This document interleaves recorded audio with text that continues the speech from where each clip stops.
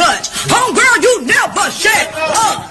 Hey there, guys. Welcome back to another episode of your favorite place to spill the tea.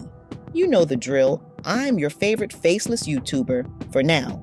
And we're on the road to 50K subscribers. So if you love my vibe, don't forget to hit that subscribe button. Today, we're diving into the world of Rachel Zegler, the self-proclaimed woke feminist who talks too much and never shuts up. Rachel has been making waves, and not necessarily the good kind, over her role in the upcoming Snow White movie. Rachel has been pretty loud lately, voicing her modern take on the classic fairy tale, but some people are finding it a bit too much. Let's discuss why many women are exhausted by these stories aggressively pushed by the so-called woke brigade. So here's the deal. Rachel Zegler, the rising star from West Side Story, is set to play Snow White in Disney's live-action remake. But instead of focusing on the role and what it means to her, she's been busy making a lot of noise about how this version of Snow White is different. And, I mean, really different. In her interviews, Rachel has gone on and on about how Snow White will know. And the reality is, Snow White has to learn a lot of lessons about coming into her own power before she can come into power over a kingdom. Also, the fact that she's not going to be saved by the prince, and she's the proactive one, and she's the one who set the terms, is what makes it so relevant to where we are today. This Snow White is going to be a leader, a girl boss, someone who doesn't need a man. Sounds empowering, right? But here's where it gets tricky. Many women are rolling their eyes, feeling like Rachel is missing the point, or maybe just pushing the same tired narrative that's been recycled in Hollywood for a while now. It often comes off as forced, preachy, and a bit self-congratulatory. Hollywood loves to declare, "Look at us, we're progressive now." But is this really what we've been asking for? Let's be real. Women have been fighting for equal rights, representation, and respect for years. It's about more than flipping the script on a fairy tale. When Rachel keeps hammering on about Snow White being a new feminist icon, it feels shallow. It's like she's implying that empowerment is all about making women act tough or independent in ways that don't genuinely fit the story or character. Her intentions might be good. She wants to inspire young girls, and who can argue with that? But the way she goes about it, loud, over the top, constantly reminding us how woke this new Snow White is, can feel fake and out of touch with what women actually want. We're tired of narratives that feel like they're ticking boxes instead of speaking from the heart. Real empowerment comes from showing strength, resilience, and complexity in ways that feel authentic to our experiences. Not every story needs to be a manifesto, and not every classic character has to become a symbol of modern activism. Sometimes, we just want to enjoy a story without feeling like we're being lectured. So, what was the original Snow White really about? Snow White is a classic fairy tale about a young princess whose beauty provokes the jealousy of her wicked stepmother, the evil queen. Fearing Snow White's beauty surpasses her own, the queen orders her death. However, the huntsman sent to kill her cannot go through with it, and Snow White escapes into the forest. There, she finds shelter with 7 dwarfs who offer her safety and friendship.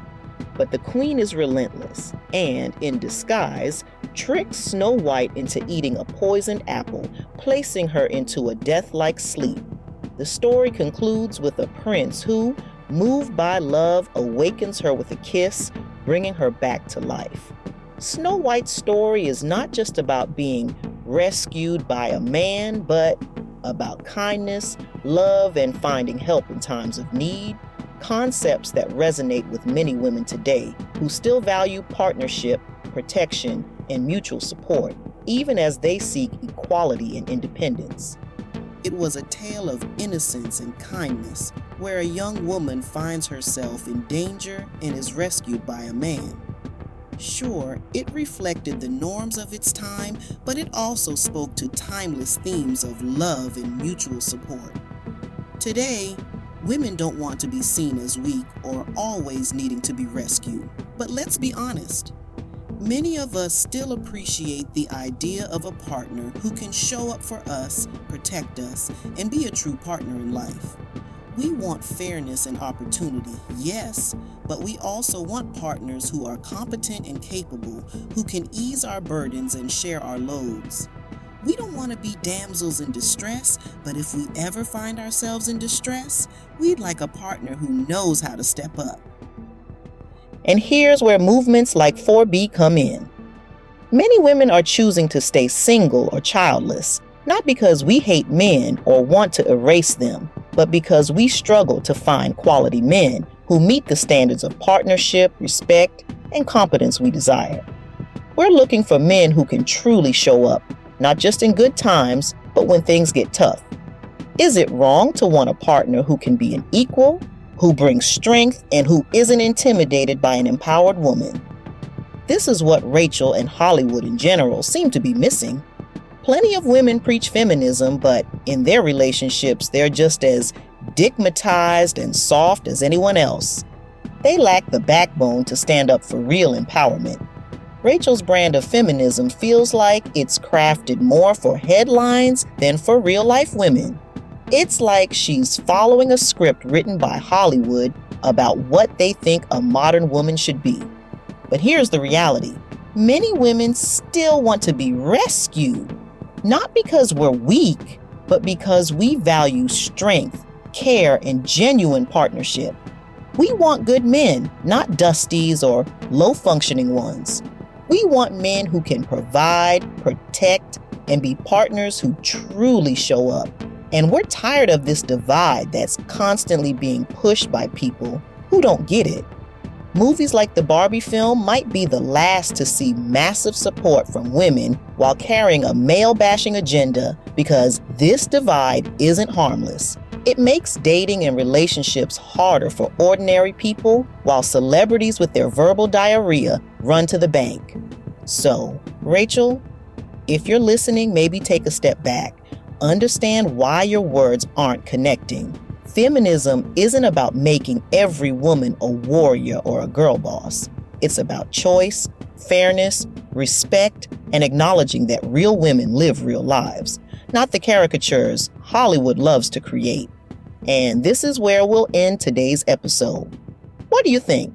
Are you on board with Rachel's Snow White, or do you feel like it's just another case of Hollywood trying too hard to be woke? Drop your thoughts in the comments. Also, if you enjoyed this video and want to see more, then consider subscribing. Help me hit that 50K mark, because who knows, I might reveal who I am sooner than you think if you like my vibe. Until next time, bye.